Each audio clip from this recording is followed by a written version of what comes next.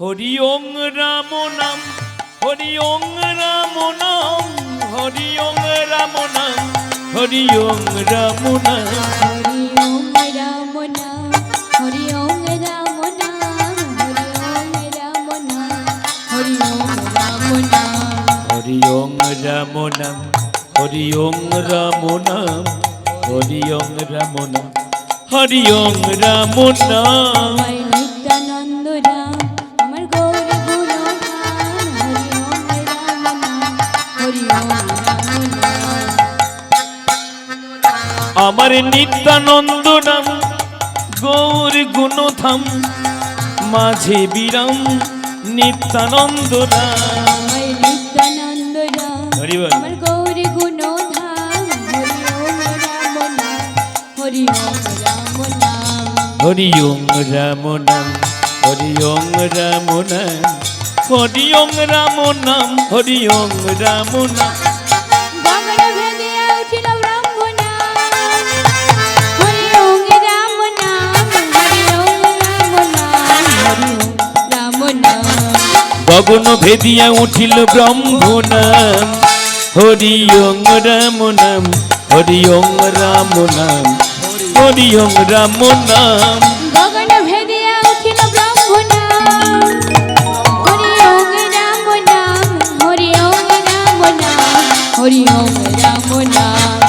গগন ভেদিয়া উঠিল ব্রহ্ম নাম, হরি ওং রাম নাম, হরি ওং রাম নাম, হরি ওং রাম নাম, प्रभु कहे तू कहो, हरि ओम राम नाम, हरि ओम राम नाम, हरि ओम राम नाम। प्रभु कही तू कहो, हरि ओं राम नाम, हरि ओं राम नाम, हरि ओं राम नाम, हरि ओं राम नाम, हरि ओं राम नाम, हरि ओं राम नाम, हरि ओं राम नाम, हरि ओं राम नाम, हरि ओं राम नाम, हरि ओं राम नाम।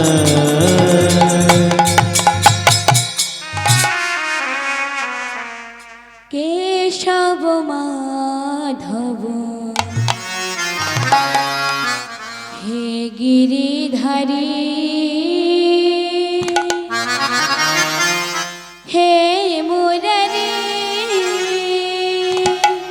केशव माधव हे गिरिधारी, हे मुरारी, केशव माधव हे गिरिधारी, हे मुरारी,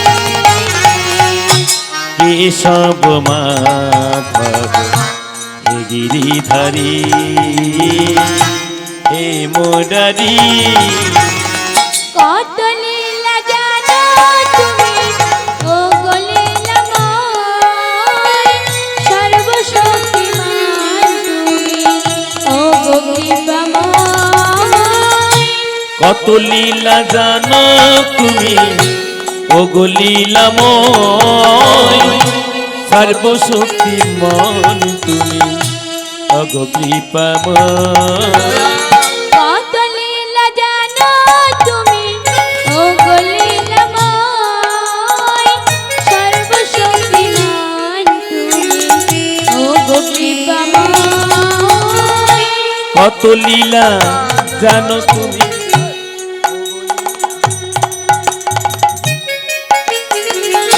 কত লীলা জানো তুমি, ও গো লীলাময়, সর্বশক্তিমান তুমি, ও গো কৃপাময়। তুমি ব্রহ্মা, তুমি বিষ্ণু, তুমি মহেশ্বর, জগত ঈশ্বর। তুমি ব্রহ্মা, তুমি বিষ্ণু, তুমি মহেশ্বর, জগত ঈশ্বর। কেশব মাধব হে গিরিধারী, হে মুরারি, সত্যেতে শ্রী হরি ত্রেতায় রাম, দাপরেতে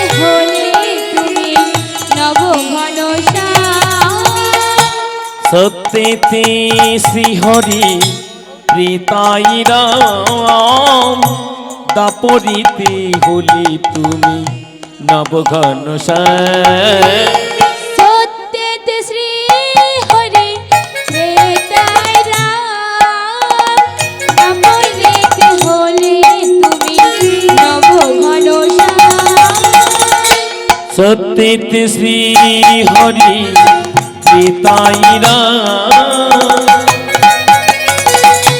দাপরিতে হলে তুমি নবঘন কলি যুগে হলে তুমি গৌরাঙ্গরায় নিত্যানন্দ রায় দাপরিতে হলে তুমি গৌরাঙ্গ রায় নিত্যানন্দ রায় কেশব মাধব হে গিরিধারী হে মুরারি কেশব মাধব হে গিরিধারী হে মুরারি জননীতি মিরাম ধাসন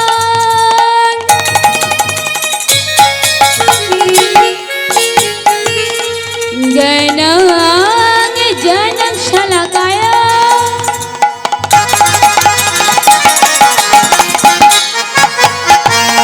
চক্ষুষুরুন মিলিতাং জনা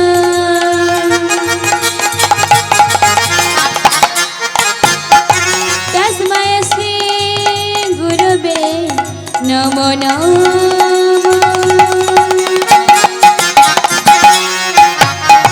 গুরু ব্রহ্মা গুরু বিষ্ণু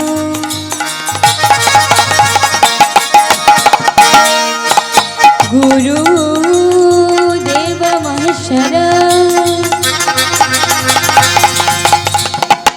গুরু দেব পরম ব্রহ্ম তস্मै শ্রী গুরবে নমো নমঃ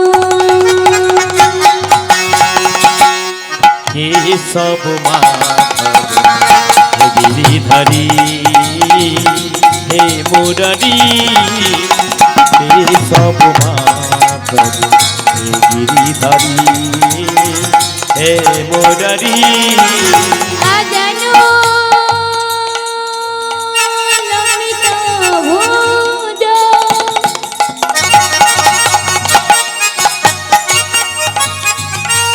কনকায় অবতাত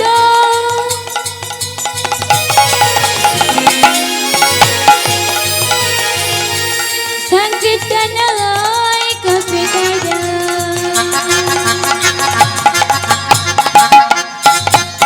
কমলায় তাক্ষ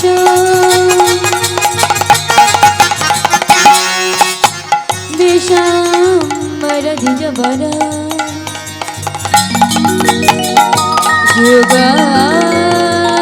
ধর্ম পাল বন্দে প্রিয় জগৎ করো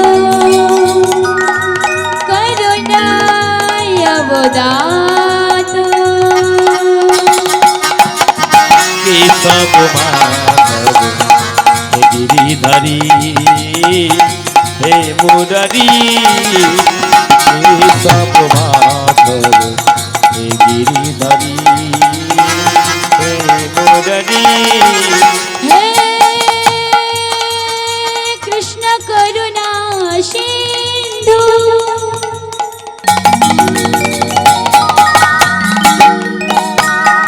দীন বন্ধু জগৎপতে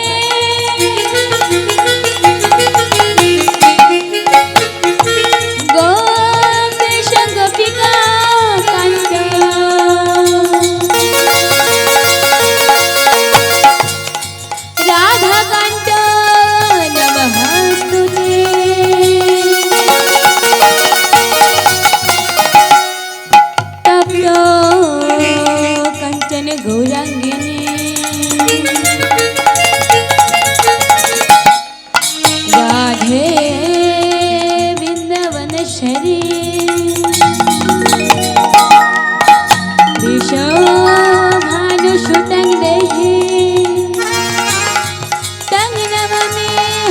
প্রেম কেশব মাধব হে গিরিধারী হে মুরারি সব মাধব হে গিরিধারী হে মুরারি বাঞ্ছা কল্পতরু ভস্য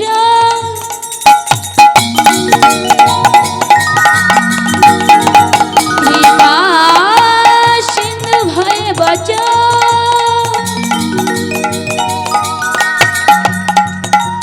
পতিতনং পাবনে ভো সকল বৈষ্ণবে ভয় নমো নমঃ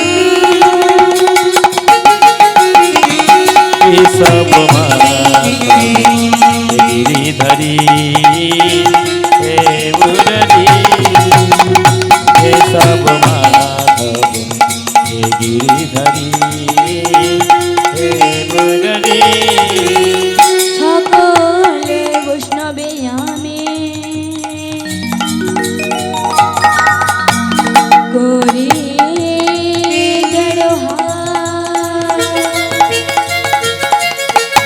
সবাকার পদ ধুলি মস্তকে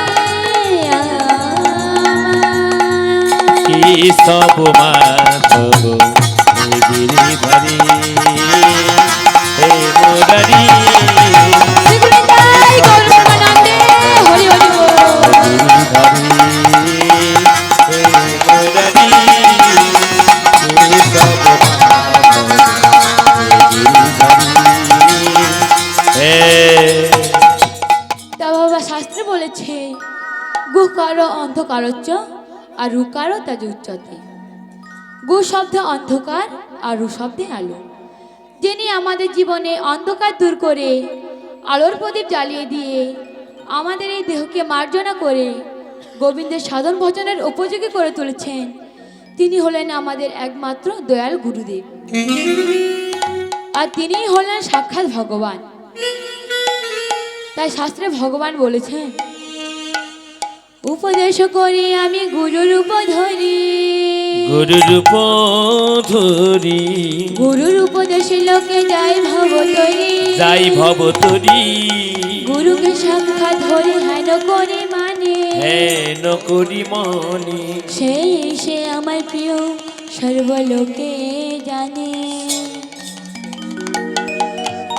শ্রীমদ্ ভাগবত আরো বলেছেন, গুরু রূপে জ্ঞানদাতা প্রভু ভগবান, প্রভু ভগবান প্রভু না করিবে তারে মানুষ জ্ঞান, মানুষ জ্ঞান গুরুকে যা বলে যা থাকে নর বুদ্ধি, আকে নর বুদ্ধি তাবৎ না হয় তার কোনো কার্য সিদ্ধি, তাবৎ না হয় তার কোন কার্য সিদ্ধি। তাই বাবা আসুন লীলার প্রারম্ভে আমরা সে একবার দয়াল গুরুদেবের জয় দিই। জয় গুরু, জয় গুরু,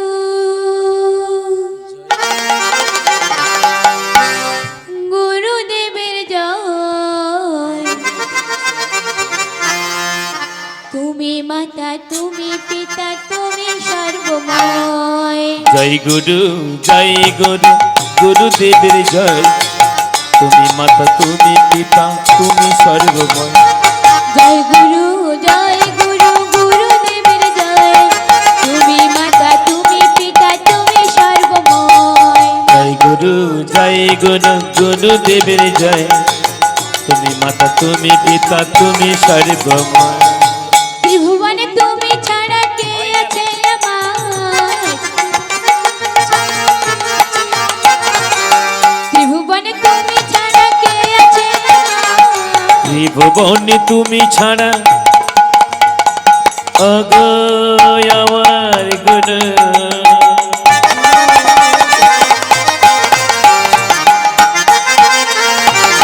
ত্রিভুবনে তুমি ছাড়া কি আছে আমার? তুমি বন্ধু, তুমি সখা, তুমি সর্বসার। তুমি বন্ধু, তুমি সখা, তুমি সর্বসার। তুমি বন্ধু, তুমি সখা, তুমি সর্বসার। তুমি বন্ধু, তুমি সখা তুমি সর্বসার। জয় গুরু গুরুদেবের জয়, তুমি মাতা তুমি পিতা তুমি সর্বময়। জয় গুরু গুরুদেবের জয়, তুমি মাতা তুমি পিতা তুমি সর্বময়।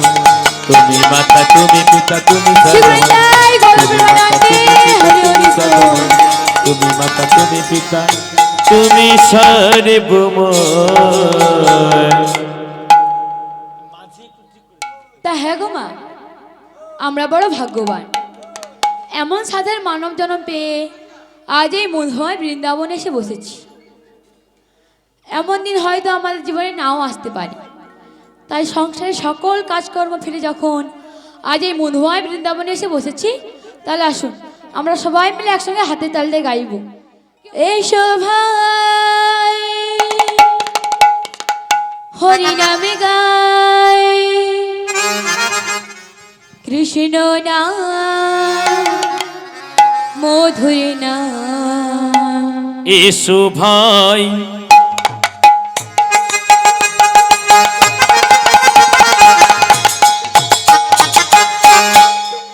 এসো ভাই হরি নাম গাই, কৃষ্ণ নাম মধুর নাম। এই ভাই হরি নাম গাই, কৃষ্ণ নাম মধুর নাম। এসো ভাই হরি নাম গাই, কৃষ্ণ নাম মধুর নাম। পথ চলিতে কথা বলিতে তোমরা লও রে কৃষ্ণ নাম। পথ চলিতে কথা বলিতে তোমরা লরে কৃষ্ণ নাম। পথ চলিতে কথা বলিতে তোমরা লও রে কৃষ্ণ নাম। পথ চলিতে কথা বলিতে তোমরা লরে কৃষ্ণ নাম। এসো ভাই হরি নাম গাই, কৃষ্ণ নাম মধুর নাম। এসো ভাই হরি নাম গাই, কৃষ্ণ নাম মধুর নাম। একবার শয়নে একবার স্বপনে নিশি জাগরণে বলো না। একবার শয়নে একবার স্বপনে নিশি জাগরণে বলো না। একবার শয়নে একবার স্বপনে নিশি জাগরণে বলো না। একবার শয়নে একবার স্বপনে নিশি জাগরণে বলো না। এসো ভাই হরি নাম গাই, কৃষ্ণ নাম মধুর নাম। এসো ভাই হরি নাম গাই, কৃষ্ণ নাম মধুর নাম। এসো ভাই আস্তে আস্তে হরি আস্তে আস্তে। কি হলো? এই যে মায়েরা, আমি এখানে হাতের তালি দিয়ে নাম করছি আর আপনার হাত গুটিয়ে বসে আছেন। আপনারা কি জানেন এই হাতের তালি দিয়ে নাম করলে কি হয়? কি গো মায়েরা জানেন? তাহলে ছোট্ট করে বলছি শুনুন। একদিন ঠাকুর রামকৃষ্ণদেব মায়ের নাম করছি, কেমন করে? হাতের তালি দিয়ে, জয় মা তারা জয় মা তারা জয় মা তারা। আর দূর থেকে লক্ষ্য করলেন রামকৃষ্ণদেবের ভাগ্নে, নাম তার হৃদয়। হৃদয় মনে মনে ভাবছে, আচ্ছা মামা তো মায়ের নাম করছে, কিন্তু হাতের তালি দিয়ে কেন? হাতের তালি দিয়েও বা নাম করলে কি হয়? এই কথা আমাকে জানতে হবে। এই বলে হৃদয় আমার মামার কাছে চলে এলো। এসে মামাকে বলছে, আচ্ছা মামা তুমি তো মায়ের নাম করছো, কিন্তু হাতের তালি দিয়ে কেন? হাতের তালি দিয়েও বা নাম করলে কি হয়? মামা বললেন, ও এই ব্যাপার, এই হাতের তালি দিয়ে নাম করলে কি হয় তোকে এই কথা জানতে হলে তোকে যেতে হবে ওই যে দূরে বটবৃক্ষ দেখা যাচ্ছে, ওর তলায় যা। ওর তলায় গিয়ে সজোরে হাতের তালি দিলে তাহলে বুঝতে পারবি যে হাতের তালি দিয়ে নাম করলে কি হয়। ও মা, হৃদয় আমার 7-5 না ভেবে এক ছুটে চলে গেল বটবৃক্ষের তলায়। গিয়ে যেই না সজোরে হাতে তালি দিল, অমনি বৃক্ষের ডালে যতগুলি পক্ষী বিশ্রাম করছিল সব উড়ে চলে গেল। হৃদয় ভাবলো, যা বড় পাপ করে ফেললাম তো, হাতের তালি দিয়ে নাম করলে কি হয় তা তো জানতে পারলাম না, কিন্তু বড় পাপ করে ফেললাম। যাই মামার কাছে ফিরে যাই। এই বলে হৃদয় আমার মামার কাছে ফিরে এলো। মামার কাছে ফিরে এসে মামাকে সব কথা খুলে বলল। মামা বলল, ও এই ব্যাপার, যেমন তোর হাতের তালির শব্দে ওই বৃক্ষের ডাল থেকে পাখিগুলি উড়ে চলে গেল, তেমনি আমাদের দেহবিকে 6টি পাপ পাখি বাসা বেঁধে আছে। সেগুলো হলো কাম, ক্রোধ, লোভ, মদ, মোহ, মাশ্চর্য। এই 6টি পাপ পাখি আমাদের দেহে থাকলে আমরা সাধন ভজন করতে পারবো না।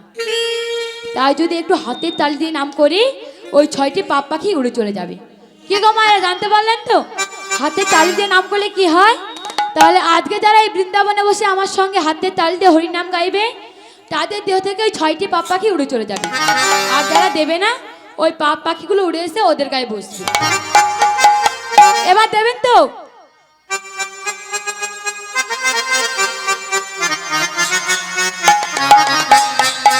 এসো ভাই হরিনাম গাই, কৃষ্ণ নাম মধুর নাম। এসো ভাই হরিনাম গাই, কৃষ্ণ নাম মধুর নাম। এসো ভাই হরিনাম গাই, কৃষ্ণ নাম মধুর নাম। এসো ভাই হরিনাম গাই, কৃষ্ণ নাম মধুর নাম। পথ চলিতে কথা বলিতে তোমরা লও রে কৃষ্ণ নাম। পথ চলিতে কথা বলিতে তোমরা লও রে কৃষ্ণ নাম। পথ চলিতে কথা বলিতে তোমরা লও রে কৃষ্ণ নাম। পথ চলিতে কথা বলিতে তোমরা লও রে কৃষ্ণ নাম। এসো ভাই হরিনাম গাই, কৃষ্ণ নাম মধুর নাম। এসো ভাই হরিনাম গাই, কৃষ্ণ নাম মধুর নাম। এসো ভাই হরিনাম গাই, কৃষ্ণ নাম হরি হরি মধুর নাম। এসো ভাই হরিনাম গাই, কৃষ্ণ নাম মধুর নাম।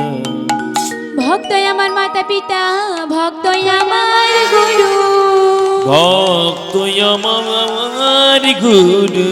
ভক্তই নাম রেখেছে নাম রেখেছে বাঞ্ছা কল্প তরু। বাঞ্ছা কল্প, বাঞ্ছা কল্প তরু। এই বিশ্ব সংসারে কে বড়, ভক্ত না ভগবান? তাই ভক্তের প্রমাণ দিতে একদিন ভগবান শ্রীকৃষ্ণ তার প্রিয় সখা অর্জুনকে ডেকে বলল, সখা, তুমি তোমাকে রোজ কত কিনা প্রশ্ন করো, আমি তার উত্তর দিই। আজ আমি তোমাকে প্রশ্ন করব, তার উত্তর তোমাকে দিতে হবে। অর্জুন বলে, ও সখা, বলো কি? আমি দেব তোমার প্রশ্নের উত্তর, তাও কি সম্ভব? আচ্ছা বলো, যদি আমার জানা থাকে তাহলে আমি নিশ্চয়ই। অর্জুনের এই কথা শুনে ভগবান বলল, বলো তো অর্জুন, এই পৃথিবীতে সবচেয়ে বড় বস্তু কি? অর্জুন অনেক ভেবেচিন্তে উত্তর দিল, ও সখা, এই পৃথিবীতে সবচেয়ে বড় বস্তু হলো ভূমি, অর্থাৎ মাটি। কারণ এর উপরে কত কিনা রয়েছে গাছপালা, পশু পাখি। তাই এই পৃথিবীতে সবচেয়ে বড় বস্তু হলো ভূমি। অর্জুনের এই কথা শুনে ভগবান বলল, আচ্ছা সখা, আমরা সকলে জানি এই পৃথিবীতে 3 ভাগ জল, 1 ভাগ স্থল। সংখ্যায় যে বস্তুটি বেশি সেটি বড়। ভগবানের এই কথা শুনে অর্জুন বলে, ও সখা, বুঝেছি, এই পৃথিবীতে সবচেয়ে বড় বস্তু হলো জল। অর্জুনের এই কথা শুনে ভগবান বলে, হলো না, এই জলের চেয়েও বড় আছে। তুমি জাহ্নু ঋষির নাম শুনেছ? সেই ঋষি একদিন তার পাতার কুটিরে বসে ধ্যান করছে, আর গঙ্গা তার প্রবল গতিতে ওই ঋষির কুটির ভাসি নিয়ে চলে গেল। ঋষির ধ্যান ভেঙে গেল। ঋষি রাগে ক্রোধান্বিত হয়ে বলল যে, কার এত বড় আস্পর্ধা যে আমার কুটির ভাসি নিয়ে চলে যায়? তাই তিনি ধ্যান যোগে জানতে পারলেন যে এ আর অন্য কেউ নয়, স্বয়ং গঙ্গা। তাই তিনি মনে মনে প্রতিজ্ঞা করলেন যে এই পৃথিবীতে জল বলে কোনো বস্তু আমি রাখবো না। তাই নিজের কমণ্ডল হতে 1 গুণ্ড জল নিয়ে যেই না ভক্ষণ করলেন পৃথিবীর সমস্ত জল ওই ঋষির উদরে চলে গেল। জল ছাড়া না বাঁচবে মানব, না বাঁচবে দানব, না বাঁচবে দেবতা। তাই সৃষ্টি রক্ষার্থে সকল দেবতাগণ ওই ঋষির স্বর্ণাপূর্ণ হল। ঋষিও ভাবলেন তাই তো, জল ছাড়া না বাঁচবে মানব, না বাঁচবে দানব, না বাঁচবে দেবতা। তাই গঙ্গাকে বের করার উপায় ভাবলেন। গঙ্গাকে নিজে জানুচির বের করলেন। তাই গঙ্গার আর এক নাম জাহ্নবী। ভগবান অর্জুনকে বলল, বলো তো অর্জুন, যে ঋষি পৃথিবীর সমস্ত জল তার উদরে ধরে রাখতে পারে, সেই ঋষি কত বড়? ভগবানের কথা শুনে অর্জুন বলে, ও সখা, এবার বুঝেছি, এই পৃথিবীতে সবচেয়ে বড় হলো ওই ঋষি।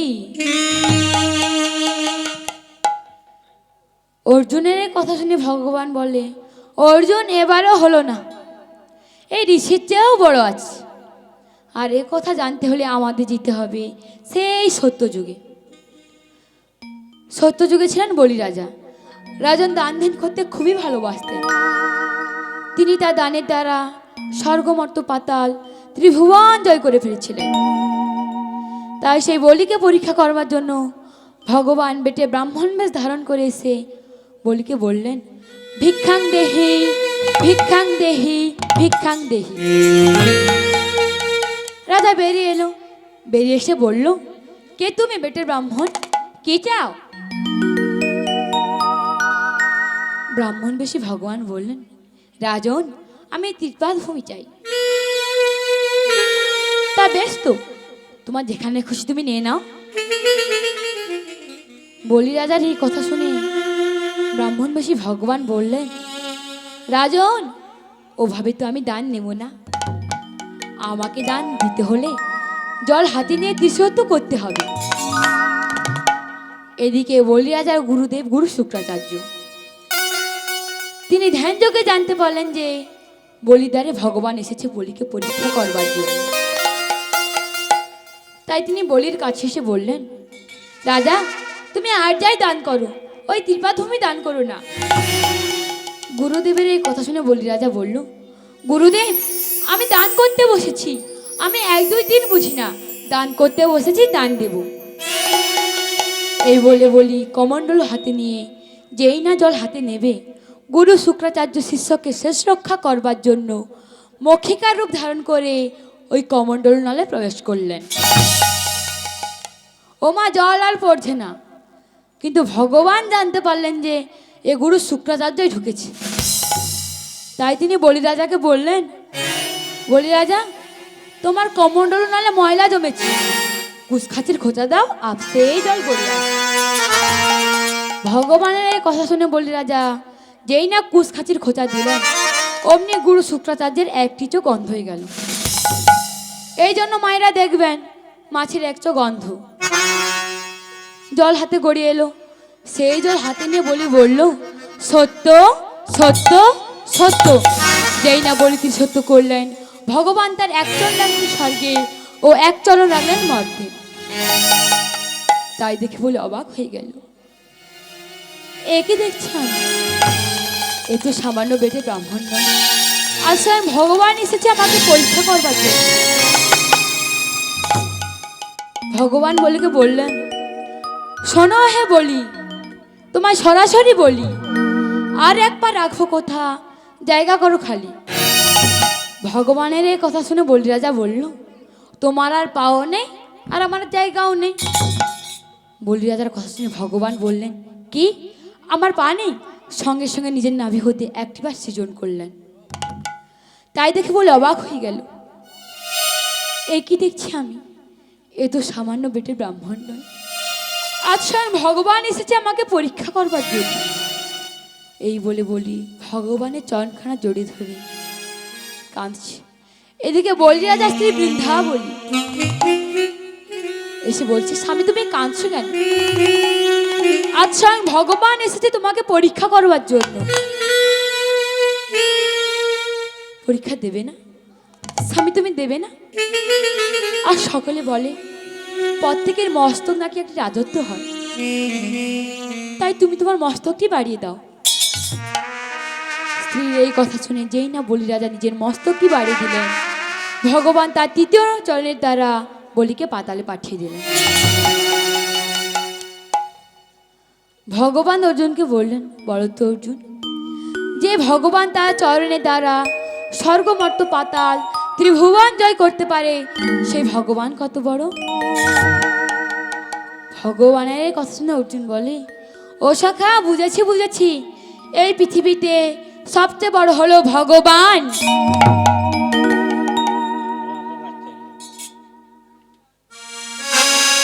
অর্জুনের কথা শুনে ভগবান বলে, এবারও হলো না, এই ভগবানের চেয়েও বড় আছে। আর এ কথা জানতে হলে আমাদের যেতে হবে সেই ত্রেতা যুগে। ত্রেতা যুগে ছিল হনুমান। হনুমানের কৃতিত্ব দেখে সীতামা তাকে একটি মুক্তোর মালা দিল। সেই মালা নিয়ে হনুমান দাঁত দিয়ে কাটছে, ছিঁড়ছে, ফেলছে। আর দূর থেকে লক্ষ্য করলেন লক্ষণ ঠাকুর। লক্ষণ ঠাকুর এসে বললেন, এই হনুমান, তুমি কি করছো? যেমন নামেও হনুমান, তেমন কর্তব্যেও হনুমান। দেখো দেখিনি মা জানকী কি সুন্দর একটি মুক্তোর মালা দিল। তার মর্যাদা না করে, তার কদর না করে কিভাবে দাঁত দিয়ে কাটছে, ছিঁড়ছে, ফেলছে। এই জন্য লোকে বলে বান্দরের গলায় মুক্তোর মালা শোভা পায় না। লক্ষণ ঠাকুরের এই কথা শুনে হনুমান বলে, লক্ষণ ঠাকুর, তুমি আমাকে আর যাই বলো, অমন করে বলবে না। হনুমান বলে, আমার আত্মসম্মান নেই? হ্যাঁ, হনুমানের আবার আত্মসম্মান। দেখো দেখিনি মা জানকী কি সুন্দর একটি মুক্তোর মালা দিল। তার মর্যাদা না করে, তার কদর না করে কিভাবে দাঁত দিয়ে কাটছে, ছিঁড়ছে, ফেলছে। এই হনুমান, তুমি ফেলছো কেন? হনুমান বলে, লক্ষণ ঠাকুর, আমি দেখছিলাম এই পুঁতিগুলির মধ্যে আমার মনের মানুষ প্রভু রামচন্দ্র আছে কিনা। কি তোমার এত বড় স্পর্ধা? তুমি সামান্য পুঁতিকাঠির মধ্যে আমার দাদা রামচন্দ্রকে দেখতে চাও? হনুমান বলে, লক্ষণ ঠাকুর, যে বস্তুতে রাম নেই সে বস্তুর কোনো দাম নেই। তাছাড়া এই সামান্য পুঁতিকাঠির মধ্যে কেন? আপনি যেখানেই বলবেন আমি সেখানেই আমার মনের মানুষ প্রভু রামচন্দ্রকে দেখাতে পারি। হনুমানের এই কথা শুনে লক্ষণ ঠাকুর বললেন, পারবে পারবে তোমার এই দেহের মধ্যে আমার দ্বারা রামচন্দ্রকে দেখাতে? হনুমান বলে, লক্ষণ ঠাকুর, শুধু রামচন্দ্র নয়, আমি চাইলে মা জানকীকেও যুগলে দেখাতে পারি। এই বলে হনুমান নিজে দু হাতে নখে দ্বারা বক্ষ বিদার করে রাম সীতার যুগল মূর্তি দেখালেন। ভগবান অর্জুনকে বললেন, বলো তো অর্জুন, যে ভক্ত তার ভগবানকে হৃদয়ের মধ্যে ধরে রাখতে পারে, সেই ভক্ত কত বড়? ভগবানের এই কথা শুনে অর্জুন বলে, ও সখা, এবার বুঝেছি বুঝেছি, এই পৃথিবীতে সবচেয়ে বড় হলো তোমার ভক্ত।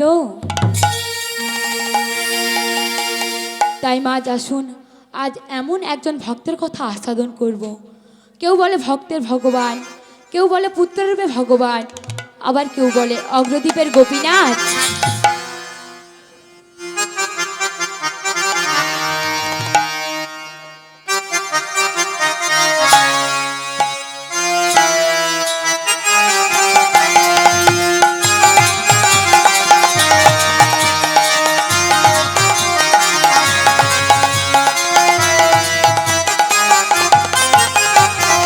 যুগে যুগে তিনি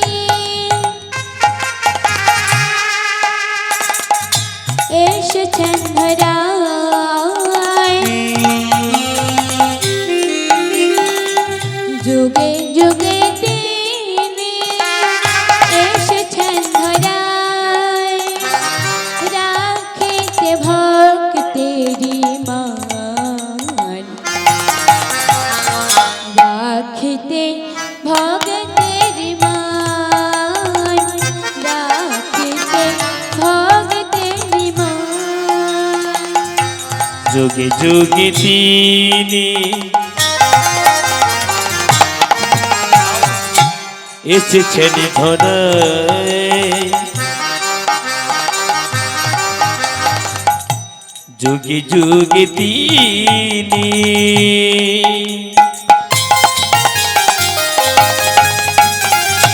এসেছেন ধরা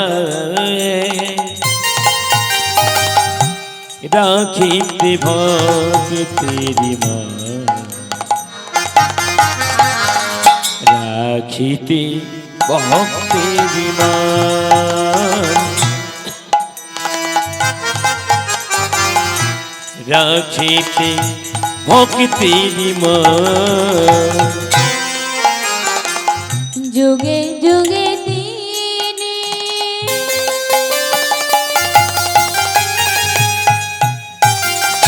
এসেছেন ধরায়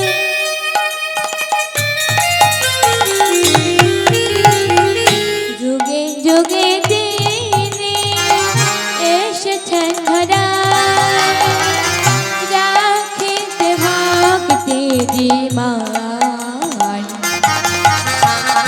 রাখিতে ভক্তেরি মান রাখিতে ভক্তেরি মান যোগে যোগে তিনি এসেছেন ধরায় যোগে যোগে তিনি এসেছেন ধরায় রাখিতে ভক্তেরি রাখিতে ভক্তেরি মান ভক্তি করে বাঁধা ভগবান ভক্তেরি তারে বাঁধা ভগবান ভক্তি করে বাঁধা ভগবান ভক্তেরি তারে বাঁধা ভগবান করিতে এলেন কৃপাদান করিতে এলেন কৃপাদান যোগে যোগে তিনি এসেছেন ধরায় যোগে যোগে তিনি এসেছেন ধরায় রাখিতে ভক্তেরি মান রাখিতে ভক্তেরি মান রাখিতে ভক্তেরি মান রাখিতে ভক্তেরি মান হে নাথ রমণ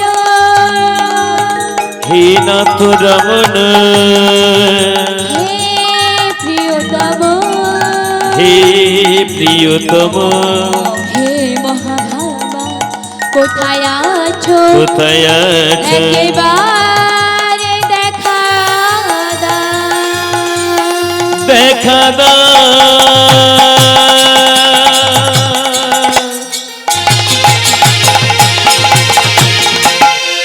দেখা দাও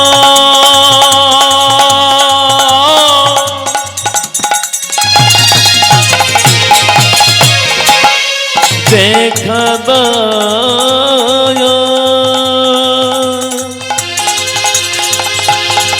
দেখা দাও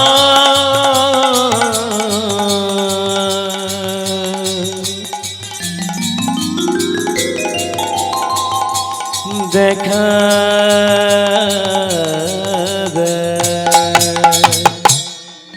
দেখা দাও দেখা দাও হে কৃষ্ণ প্রাণনাথ একবার দেখা দাও প্রভু একবারের সময় দেখা দাও প্রভু আমি যাব আমি তোমার কাছে যাব একটিবার দাঁড়াও প্রভু একটিবার দাঁড়াও এইভাবে গোলফরি আবার নয়নজল বুক ভাসিয়ে কাঁদছি নিত্যানন্দ প্রভু এসে বললেন প্রভু তোমার কি হয়েছে তুমি কাঁদছো কেন কোথায় যাবে শ্রীপাদ আমি কোথায় যাব জানো আমি যাব বৃন্দাবন আর কেন যাব জানো আমার মন মানে না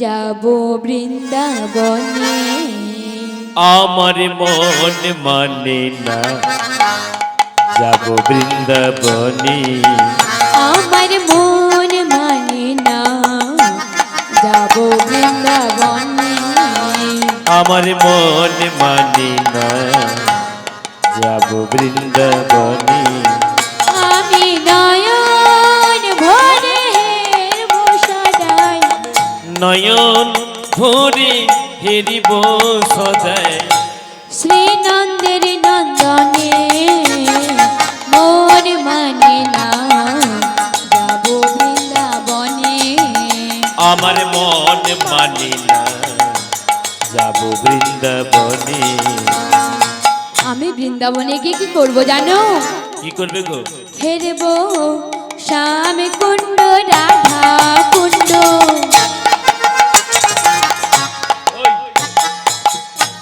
গিরি গোবর্ধন নয়নে হেরিব সদাই মধুর বৃন্দাবন হেরিব শ্যাম কুণ্ড রাধা কুণ্ড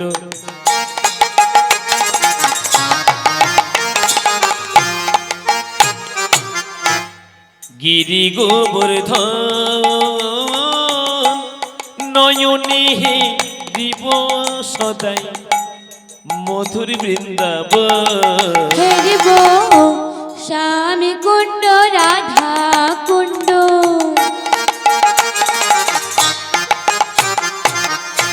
গিরি গোবর্ধন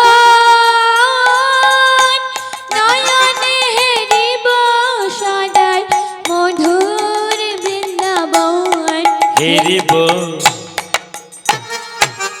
হরিবল হরিবল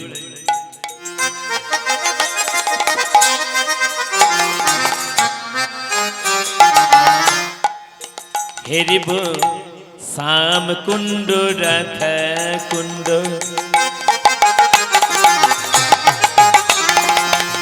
এই যে বাবা অনেকে বৃন্দাবনে বেড়াতে যায় দেখবে এই শ্যামকুণ্ড রাধাকুণ্ড বরসানা সব ঘুরে মথুরা বৃন্দাবন তালবন তমালবন বাড়ি এসে জিজ্ঞেস করলে কোথায় গিয়েছিল অর্ধেক মনে নেই মনে থাকবে কি করে বাবা এরা বৃন্দাবনে গোবিন্দের নাম করতে যায় না দেখবেন বছরান্তে অনেকে ওই টুরিস্ট করে মানে বাস ট্রেন করে যায় বৃন্দাবনে বৃন্দাবনে কি করতে যায় জিজ্ঞেস করুন বাবা কোথায় গিয়েছিলেন না বেড়াতে গিয়েছিলাম কোথায় গিয়েছিলেন না বেড়াতে গিয়েছিলাম ও বাবা বৃন্দাবনে কি বেড়াতে যায় কেউ বৃন্দাবনে কিসের জন্য যাওয়া হয় হ্যাঁ বৃন্দাবনে গিয়ে কৃষ্ণ নাম করলে গোবিন্দের কৃপা পাওয়া যায় রাধারানীর কৃপা পাওয়া যায় দেখবেন অনেকে বৃন্দাবনে যায় আর বৃন্দাবনে গিয়ে বাড়িতে ফোন করে হ্যালো বৌমা গরুকে ওই খাবার দিয়েছো তো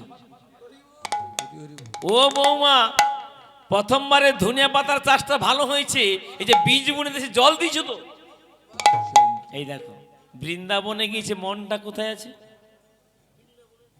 বৃন্দাবনে তো বেড়াতে গিয়েছে মানে ঘুরতে গিয়েছে গোবিন্দের নাম করতে গিয়েছে সেখানে দেহটা চলে গেছে কিন্তু মনটা কোথায় সে বৌমা ও বৌমা হ্যাঁ গরুকে জল খাওয়াবে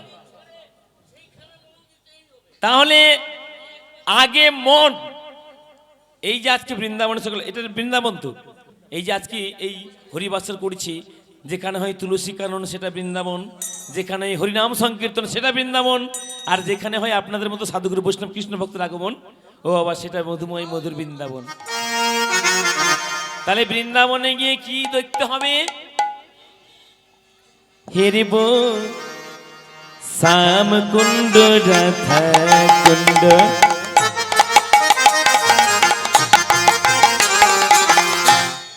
গিরি গোবর্ধন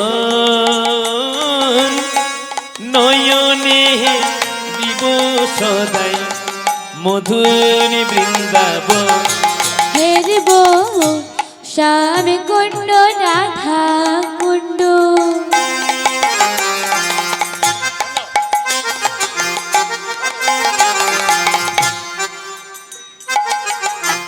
গিরি গোবর্ধন নয়নে হেরিব সদাই মধুর বৃন্দাবন হেরিব শ্যাম কুণ্ড রাধা কুণ্ড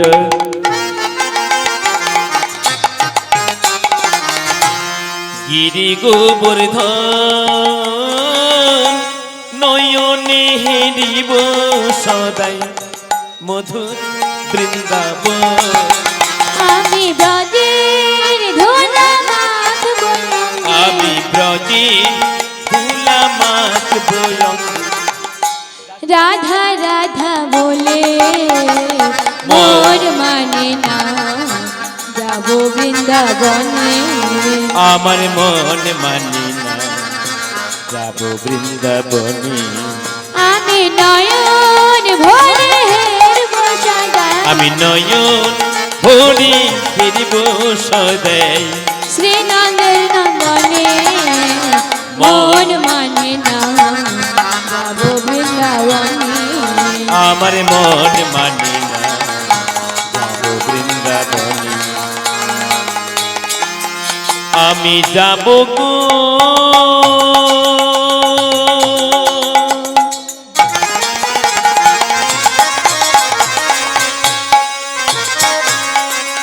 বৃন্দাবনে যাব।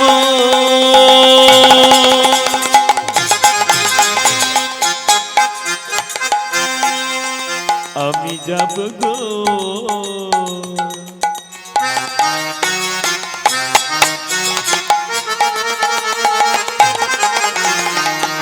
বৃন্দাবনে যাব। সুগন্ধাই গৌরবানন্দে হরি হরি বল। নিত্যানন্দ প্রভু বললেন, তারপর ভালোই হলো, আমরা সকল ভক্তবৃন্দ মিলে তোমার সঙ্গে একত্রিত হয়ে বৃন্দাবনে গমন করি। এই কথা শুনে প্রভু বললেন, না, এবার আমি কাউকে সঙ্গে নেব না, আমি একাই বৃন্দাবনে যাব। প্রভুর এই কথা শুনে নিত্যানন্দ প্রভু বললেন, তা কি করে প্রভু, তোমাকে তো একা ছাড়বো না, কোনো না কোনো একজন নতুন ভক্তকে হলেও তোমার সঙ্গে আমি পাঠাবো। ঠিক এমন সময় একজন নয়নজলি বুক ভাসিয়ে কাঁদছে, যাকে নিয়ে আজকের বিষয়বস্তু, যাকে নিয়ে আজকের লীলা, তিনি হলেন গোবিন্দ ঘোষ। কাঁদছে আর বলছে, আমি শুনেছি হে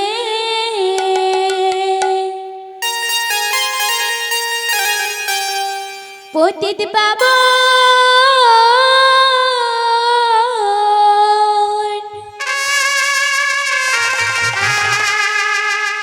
তোমা বিনা মোর কেহ নাই।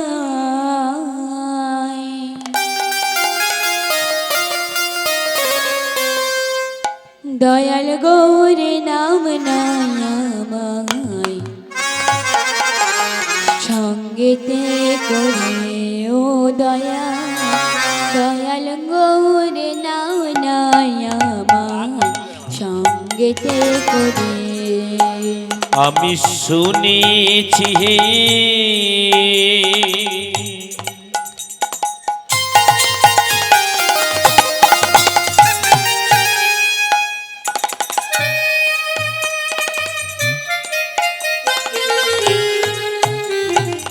আমি শুনেছি হে পতিত পাবন,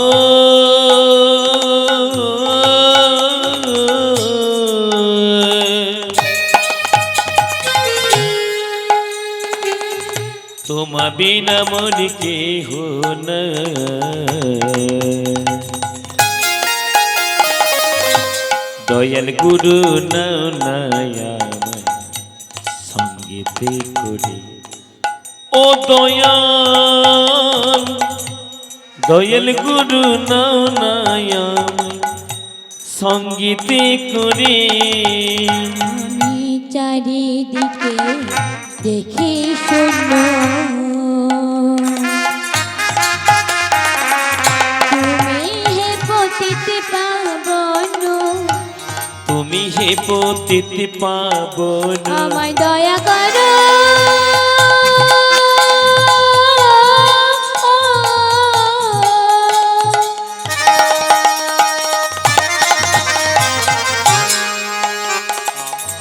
দয়া করো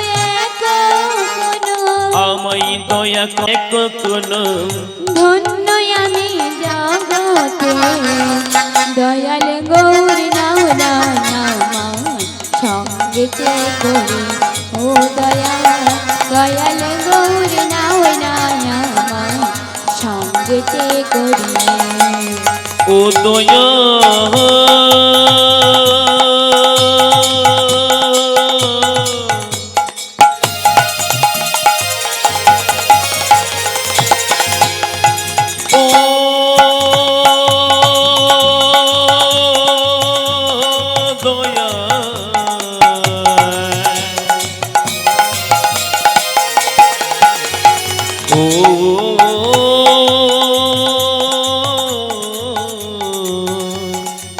ও দয়াল ও দয়াল ও দয়াল। নিত্যানন্দ প্রভু বললেন, কি গো তোমার নাম কি? আগে আমার নাম গোবিন্দ ঘোষ। বাহ, ভারী সুন্দর নাম তো তোমার। তা তোমাকে পাঠাবো গৌর হরির সঙ্গে বৃন্দাবনে, তুমি কি যাবে? হ্যাঁ প্রভু, আমি যাব। নিত্যানন্দ প্রভু আমার গৌর হরিকে ডেকে বললেন, এই নো প্রভু, এই নতুন ভক্তটিকে তোমার সঙ্গে নাও। প্রভু বললেন, কি গো তোমার নাম কি? তুমি থাকো কোথা? আগে আমার নাম গোবিন্দ ঘোষ, থাকি ওই অগ্রদীপে। তা বেশ, তুমি কি যাবে আমার সঙ্গে বৃন্দাবনে? হ্যাঁ প্রভু, আমি যাব। তা তুমি তো যাবে বলছো, তুমি কি পারবে দুঃখ কষ্ট সহ্য করতে? তোমাকে না খেয়ে না ঘুমিয়ে দিন কাটাতে হবে, ছিন্ন বস্ত্র পরিধান করতে হবে। এত দুঃখ কষ্ট তুমি সহ্য করতে পারবে? হে ভক্তমণ্ডলী, ভক্তিমতী মায়েরা, যারা ভগবানের ভক্ত হন, ভগবান তাদেরকে পরীক্ষা করে নেয় যে সে তার সঠিক ভক্ত হতে পারবে কি না। যেমন মায়েরা বাজারে কলসি কিনতে গেলে ভালো করে চাপ্পড় মেরে দেখে নেন যে এই কলসিতে কোনো ছিদ্র আছে কিনা, জল ধরার ক্ষমতা আছে কিনা। ঠিক তেমনি ভগবানও পরীক্ষা করে নেয় যে সে তার সঠিক ভক্ত হতে পারবে কিনা। তাই শাস্ত্রে ভগবান বললেন, করমে চ ধন ক্ষয়, করমে চ বন্ধু বান্ধব বিচ্ছেদ, করমে চ জীবন সংশয়।